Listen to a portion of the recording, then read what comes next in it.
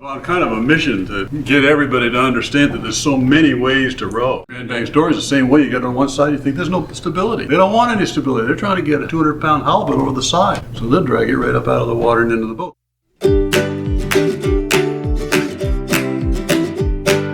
Yo ho ho, it's time for the Boaty Show. Living on the water is the only life we know. Yo ho ho ho, it's time for the Boaty Show. Who was the gentleman we met who was scraping bottom paint? Havilah Hawkins. Hattie. So what kinds of work does Hattie do? It's more like what kind of work Hattie doesn't do. He's designed and built his own boats. He's been a schooner captain with the head boats that go out of Camden. Havilah could do just about anything at Brooklin Boat Yard. Does just about anything that needs to be done. Yeah. And at the same time, when I met Havilah, he was sitting on a sawhorse in a Zen trance, doing an impeccable job of scraping bottom paint. There isn't a job that's beneath anybody. Somebody who's new to the organization sees. It's an example to follow. Some serious headway here, Hattie. Last time I was around this way, you were all the way back here. I'm back in a few days. Have you ever met my wife, Sarah? Havilah Hawkins. Once a long time ago. Hattie? Oh, nice to see you. Well, this is a lot of fun. This is my kind of work. Yeah, it's like a Zen thing. Zen thing, yeah. So I got a way of doing it now. I'm getting comfortable. Yeah. The secret to this job is to get comfortable. Having enough space and then the right height. I'm pretty uniform now, but as you go around something like this, you wind up, this post here. Oh, okay. All you can do is little patches here and there, and it's awkward. So you wind up with little patches that eventually expand. So Jeff, this is a Luders 16. Luders? Luders. Okay. Luders. 16 meter. 16 16 feet on the water line. on the water line. Yeah. Not 16 meter. No, that would be ridiculous. Here's off 12 and a half. It's 12 Water and a half line. on the water line. Okay, cool. So then as you build bigger and bigger yachts here, do you stick with that water line length? That's what they're called at that period. It was in style. Call it by the water line. Well, we were having a conversation recently. I'm like, okay, so what determines whether it's measured by water line or not? And that's kind of hard to answer that. Well, it's interesting because a lot of it has to do with the rules. This equation. Right. There's an equation that you solve for, and that means that all those different x's and y's in the equation have to come out to a 12 meter or a something. Okay, so you're solving for that answer. A rating rule. The rating rule. Whereas in the commercial world, for a long time they were measured between perpendiculars. Well, who the hell knows where that is? It turns out it's the rudder post. So the rudder post, anything aft of that was not counted. And they were, that's where the measurement came in too, because they had to, a ton is actually not a weight, it's a volume measurement. So some vessels were 100 tons, but they displaced closer to 2. And it get crazier because that has to do with different spaces that are not counted because they're not freight spaces. So a lot of these big little baby steamships that go up and down here, they're all way down on the tonnage because everything's above a weather deck. Yeah. So it depends on what period and what boats you're talking about. Right. How you're going to measure it. And how the rules could be bent too. Well, that's the whole thing. That's what Yeah. makes 12 meters and all the meter boats and stuff fun. Is they So torturous. Yeah. Yeah. A boat here called Vixen, and the only rule there was how many square feet of sail, Yeah. which is a whole nother really cute way of going at it. So you wind up with radically different looking vessels. Yeah. In some cases, maybe dangerous too. I mean, like early on. Well, that's what started the Cup. CCA, the Cruising Club of the America huge rule. They sail area. They turned it all, look like Ford Tauruses now. They all look the same. Yeah, pretty much. It's dangerous is one word for it, but fun is another. Well, not. I mean, some like of the those. E-class scows, and I mean all these Right. crazy racing, sailing machines. Yeah.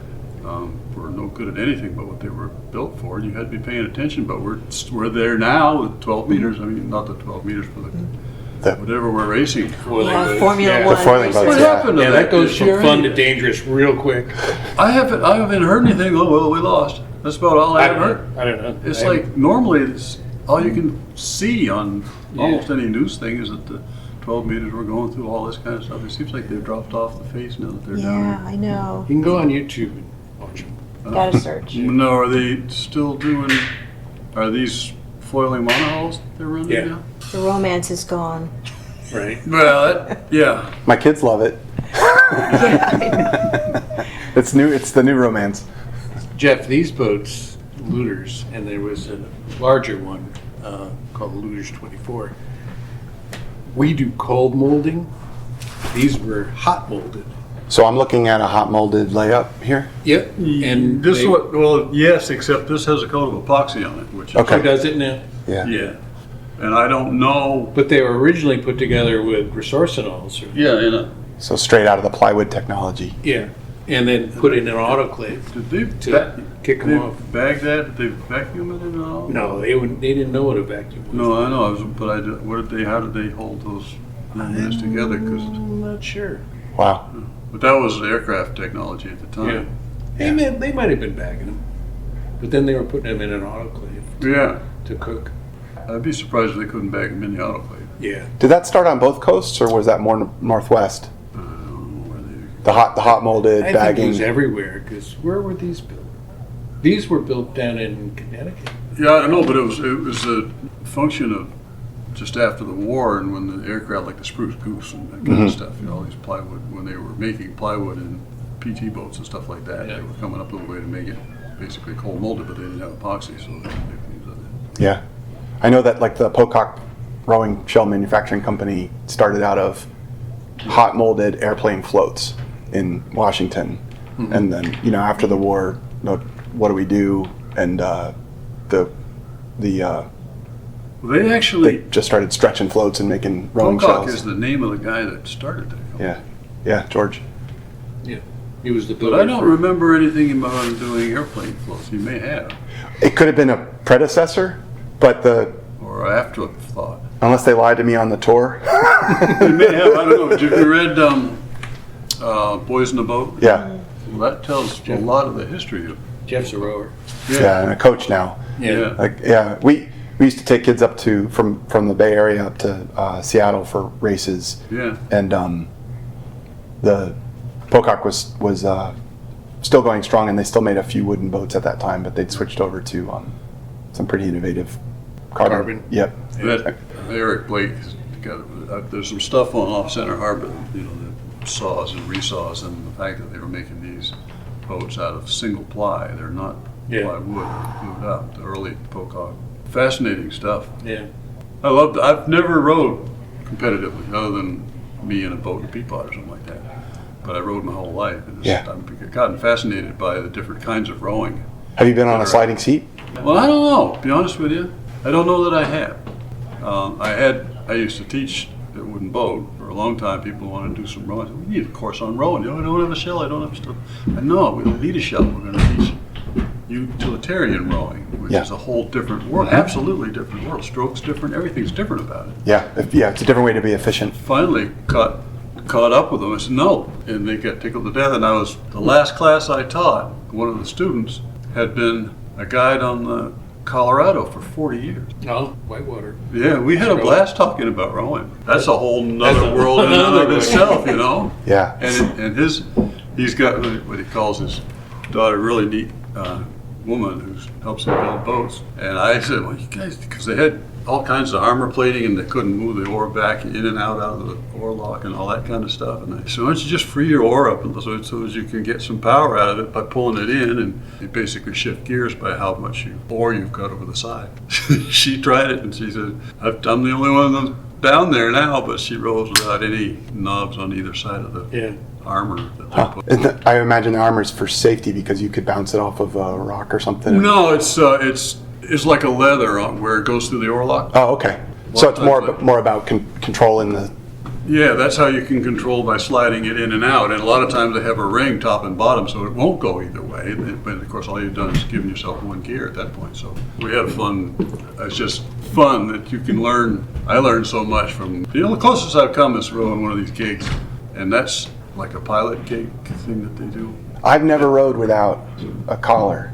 Yeah. So your concept of gearing it in and out dynamically as you can't- go with wind or anything like that, like I never even really thought about that.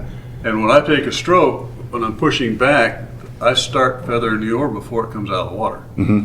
So you pull in and it's a stroke like that. It's very much of an oval, long stretched out oval. Whereas when you're rowing, you guys go in, come straight up, and it's a block thing, and I could not make that work. I mean, I was the one that was a liability in that boat because that's all I could do. And it reminded me of that book, Boys in the Boat, that you don't want anybody that knows how to row and has spent his whole life rowing a dory. You need someone you can train. Yeah.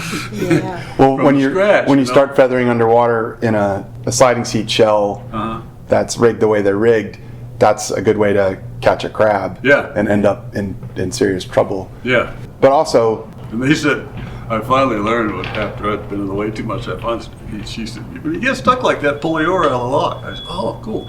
So you just pick the oar up like that when things go wrong. this was in that pilot gig? Yeah. Okay, cool. Which is a really cool way of making that happen, you know, because they're teaching amateurs and having a lot of fun with the whole thing. But on the other hand, she said, this is the first bunch of newbies I've ever taken out in these boats, and they actually all fitted their oars because I'd been on them all week. So I teach 13 and 14-year-old girls to row Cool. sliding seat, Yeah. competitive shells. it's just a wonderful exercise. It is, and it's so interesting to see people go from having absolutely no muscle memory for any of it to developing that muscle memory, especially with kids where like they have zero experience Yeah. in anything at all remotely like that. A lot of them, this is the first time they've ever been in a boat on the water. We got down with the Colorado thing. My brother and I went down to Colorado with these guys, and not the same person, different. And we got to the bottom of lava, one of these big rapids, and guide wound up on the wrong side of the river. We were on one side of the river. He wanted to be on the other side so we could climb up and watch him come down. My brother was with us. I looked at my brother, he looked at me, he said, we can do that. We rode that like 3,000-pound inflatable thing across the Colorado River and gained on it. We were higher above than we were below, but I sat down and pulled on the oars, and he stood up and pushed on them like you had a dory or something. So Yeah. we had two men on one set of oars and actually gained on the Colorado on the way across. It was pretty funny. They never seen anything like that. Wow. It's the last thing that they'd want to do. Yeah. So I've on kind of a mission to get everybody to understand that there's so many ways to row and so many cool ways to row. I'm not down in what you're doing. I think it's fantastic. Yeah. I mean, I stopped reading Boys in the Boat about 5 pages from the end because I was getting ready to cry, and I was sitting in the main cabin with all these kids. I'm not going to cry in front of all these kids. So I waited to finish the book. That's awesome. Anyway, so I that sat was, down with that book and read it covered. I can believe it. Yeah, I never get that much Did time. you see the movie? No, I haven't. I'll Oh, have to you go. really ought to. It was pretty good, yeah. It was awesome. Another rower here. Yeah, Yeah. I rowed in college. Yeah. And I'd done a lot of sailing growing up, and so I'd been maybe in and out of dinghies a little bit, whatever, just going from one point to another. Well, I had to pretty much learn from scratch, and it was great. My older brother, his father was a rower, so that was sort of what my dad, inspired yeah. me. Yeah. The thing that I have a lot of fun with is the fact that when you're rowing utilitarian, I call it utilitarian rowing because it's what it is. If you were lobstering or doing anything, you were just plain getting around without an outboard. And like I say, I hadn't yet found that oars I couldn't get going. You said that almost too deadpan. Snuck up on Yeah. But I it's just like, felt my shoulder right there. it's like you've got two variable pitch props out on the end of a stick. Because you can push backwards, you can push frontwards, you can stay underwater by like sculling. So you scull Yeah. with both oars, Yeah. one on one side, one on the other. and you can rotate a boat around 90 degrees or row into a hole right up into the middle of a whole bunch of boats with the oars almost vertical and take them out. So there's so much you can do once you understand that the feathering leads to that sort of sculling thing and get used to what pitch you've got on your blade. Yep. All of a sudden there isn't anything you can't do, direction you can't go. Right. You could row sideways. You can row sideways. You can go right around in a circle. My father, when he used to talk to the other captains on the schooners, there never just a stroke point here or back. He'd just make little adjustments all the time. Yeah. Just really. Have fun you to ever watch. sculled off the stern? Yeah, but that's the hard one. I've only read about it. It's so fun You to get in a boat watch that's got somebody real who knows how oarlocks to on do one it. side or the other. Yeah. Pretend that that's how you do it. You go over the side, not the end. Go over the side. Learn there. Because you've got a whole lot more pushing against you. The drag is the pushing the boat sideways. Right. It's more forgiving. The motion with your wrist is more forgiving if you have more pressure against it. Most boats go ahead too fast and they're sculling. You want to go going faster and faster and faster. Right. I hate sculling. I think it's a stupid thing to do. Except when you put it over the side and treat it as another way to maneuver your vessel. Or if you need to get to a spot where Yeah. oars are too Yeah, I mean, there's all kinds of reasons not to put it over the stern. But one of the things that fascinated me was that when they were rowing with these guys, they rowed a barge instead of the sculls. They had a barge that they put in. So they didn't want to go fast. Yeah. Right. They wanted to get some exercise. So they had a big barge that they rowed the same number of people, and that's how magic of getting the team to go properly. It was not by going fast. Yeah. And I don't know why I didn't think of it, but one of my students on the courses, we got to tie these boats up. So I wound up tying the sterns right against the float, pointed out, and now they could pull on that oar all they want, and I could stand there and say, no, you're doing this, you're not doing that, try this. Okay, so if you want to get that stroke down and how that mechanical thing happens with feathering, put them in a box with 2 oars. Right. And tie that box up to the float so that you can stand there and practice. They pull on that float all day and not go anywhere, but you can still talk to them. Right. Before I couldn't have a conversation. I picked 3 strokes and I'm gone. There you go. So that problem of showing a beginner what the stroke looks like and how it works best if they can't make the thing that they're sitting in move. Mm-hmm. You can pull on it, and it's not about speed. It's about getting that muscle memory. Yeah. And going slow. My son did timber sports. He would chainsaws and axes and stuff like that. And it was all about going slow and hitting the same place twice. Practicing all of that slowly. Practicing the swing. You never go fast until it's time to really go fast. It's all about how slow you can go and how many times you can hit. How smooth the face of the V that you're taking out of the log you're chopping, how smooth that face is. And they got taking big stuff down with 11 strokes. I mean, it's just crazy. Yeah. Well, thank you very much for chatting. No, thanks for the break. Yeah. Hey, just so you know, part of why I'm here is I have a podcast that John is a fan of, and he asked me to come check things out. I just recorded everything you said. I will include it in the podcast or not at your discretion. Fine with me. All right. Cool. I didn't do any swearing, did I? Nope, you're good. Yeah. Hattie's done a lot of stuff with Off-Center Harbor. I love that. You're familiar with Yes. that, right? Yeah. Yes. Hattie's done a lot of stuff with that. They do really neat work. And they actually, there's 2 videos on there of me explaining Showing what you guys were just talking about. So if you go on to I'll go Off-Center find those, Harbor yeah. and put my name under the guides, Okay. look up my name under the guides, and Yeah. there'll be. And All I right. did the same thing. I tied up to a float so I could do all that stuff without going away, so I could sit there Without and a talk. chase and- boat. Yeah. Yeah. Otherwise, You're inspiring me to act on like something we talk about a lot, which is those kinds of teaching tools for sculling. There's a dock rower where you can put, but I think just having a little bit of this is also really important. Well, maybe take a single skull. Yeah, the way I teach kids to single scull is exactly that. Like I put them in and I just hold it. Yeah. And then what I'll do is, as they get more comfortable, I'll let their stroke move the boat a little bit, Yeah. a little bit more, and then it's a little bit like teaching, a kid to ride a bicycle, and eventually, Yeah. they're terrified of tipping, and then I'll just they'll take a stroke and I'll let go. I've got an idea for you. Bungee cord. Yeah.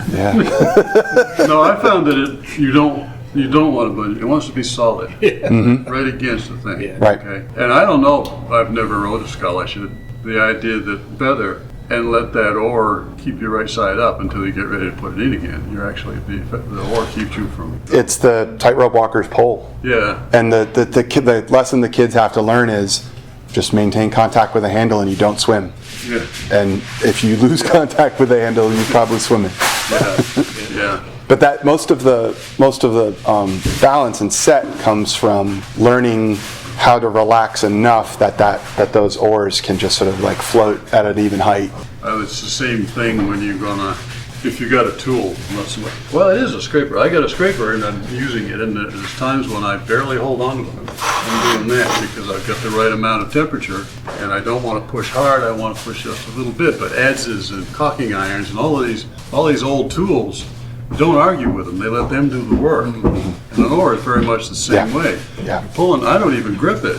When I want to feather, I just open my fingers up. You would do push great the in wrong way. you would do great in a single. But it's that right angle feathering thing that. You'd be fine. Well, part of it also is that I wouldn't. part of it also I would is eventually to yeah. get it through my. But you know, I used to be pissed off at pinned oars, like on a Adirondack guide boat. Adirondack guide boat, okay, yeah. Yeah. And this is just stupid. I mean, I'm getting blisters by trying to row this damn thing. Finally, just give up. Okay, I'll try and not feather my oars. But that's a stupid way to move a boat through the water. And then I realized that that's not why they're that way. They're that way because what are they doing? They're fishing, right? Or they're trying to shoot a deer, or they're creeping around, okay? They're as quiet as about they being can be. quiet in the water. They can just let go of that oar and it swings right, it doesn't do anything. So when you let go of it, it lays right against the side of the boat and becomes a centerboard. Especially if you let both of them go, it kind of steers the boat and all it does is drift straight ahead. So that's why they're pinned, not because they couldn't feather the oars, Yeah. or they didn't want to lose them, but they didn't want to scare the game away. And once I understood the context of the oar and what it was being used for, and that boat, the more fun it was. Yeah. But at Grand Banks Dory, they always rowed them standing up. Nobody would even think about rowing a boat standing up. Now, how the hell can you do that? Well, it's one of the easiest way to make a boat go through the water when it weighs 2,000 pounds. There's a ton of fish in it. Grand Banks Dory is the same way. You get on one side, you think there's no stability.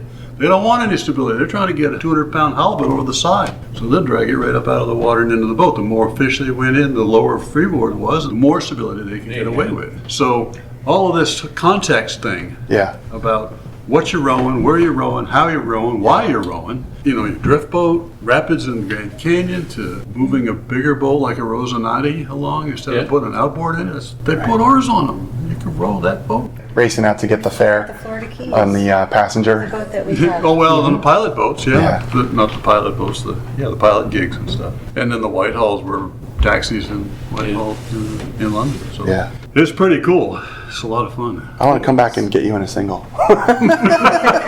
Next You time. better do it Anytime pretty anybody says I don't think I could, that's like catnip Oh, for me. I'm positive I Yeah. could. It would take me a while to get used to it. But One of the things that aids you is that the collar is square and so is the oarlock, and so your feather is really about an initiation, and then yeah, because it snaps back. it just like plops. in. That's the problem I had. I had to, like I said, that's a square stroke. You're pulling, and you initiate that. No, you got to push it down, and then it initiates. So yeah. it's a very distinct box Yeah. that you're describing with either the handle or the blade. You might have to like unlearn about a bit of that Well, that was my utilitarian problem. rowing. I had to unlearn there's actually a name for stroke. It's some kind of a London, it was a British stroke where you're feathering the oars and the oars come out. But you get a little kick at the last part of that stroke because the blade's coming up and pushing the top. up, just like swimming. But when you're pushing Last with it, little bit. when you're pushing with the oar, you almost don't feather at all. You're pushing down. It's very much the other way around. This kind of very, very efficient use of muscles. Thanks for chatting, man. Yeah. It was nice to meet you. Yeah, likewise. Really appreciate it. Yeah. Thank you, really Take fun. care, yeah. We'll see you Monday.